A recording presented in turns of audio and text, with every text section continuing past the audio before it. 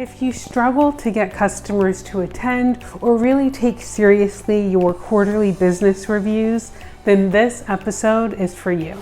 Hello and welcome back to another episode of The More Minute. I'm your host, Brittany Moore, and today I'm talking about how CSMs, customer success managers, can really be incredibly useful and drive meaningful customer change in QBRs, or Quarterly Business Reviews. I read a great article by Alex Raymond of Kapta on 4 dysfunctional beliefs about QBRs. It may or may not surprise you to find that in the Kapta Study, only 28% of customers saw QBRs as a valuable use of their time. So that means the other 72% of customers, the vast majority, don't see value in doing quarterly business reviews with their customer success managers or their providers. Now, I'd love to talk about the final 2 very core dysfunctional beliefs about QBRs that I think really lead to these dismal statistics and the customers that don't see QBRs as valuable. Now, those 2 dysfunctional beliefs are that QBRs are about defense. It's about the provider being scared that you might go to another competitor and that they're really just trying to save their positioning in the customer site. And that QBRs are about backward looking, thinking about everything that's happened in the past. That, of course, with these dysfunctional beliefs, you can see how customers wouldn't want to invest their time and energy and resources into having QBRs. But I think that knowing these dysfunctional beliefs that customers may have about QBRs actually helps and empowers CSMs to prove these dysfunctional beliefs wrong and provide incredible value-added quarterly business reviews to your customers.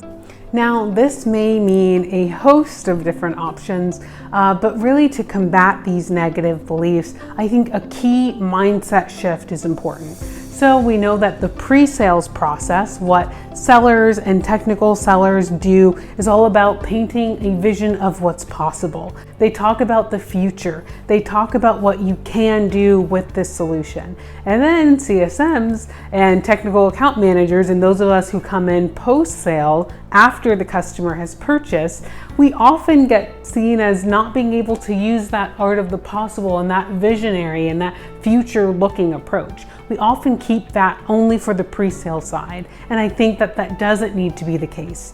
Even after a customer has purchased, CSMs can really continue to use the art of the possible and talk about what is yet to happen with this product and with these features for the customers. And I think using QBRs is an incredible time to talk about what do you want to do moving forward? What are your, aka your customers' strategic initiatives? What is your vision? And talking about how the solution that they've purchased and invested in can help them get there. This is really a continual, what we often think of as sales process, but any seller will tell you that selling never ends. And certainly we can continue to have these conversations about the future and what we can do together, even in the post-sales world.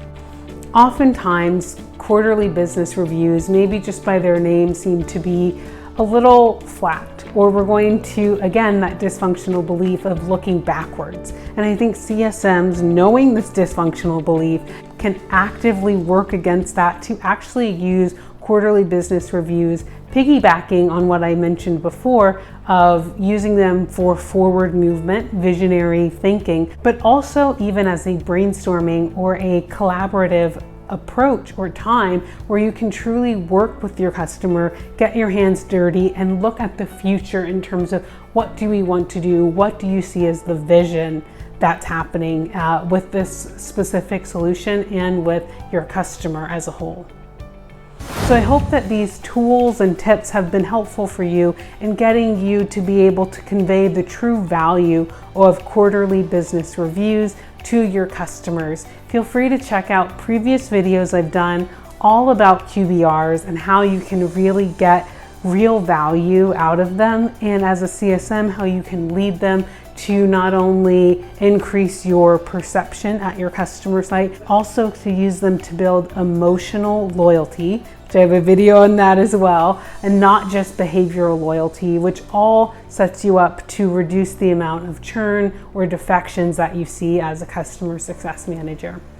I hope that this has been helpful for you. I look forward to seeing you in future More Minutes. Today I'm talking about, I don't even know what I'm talking about today.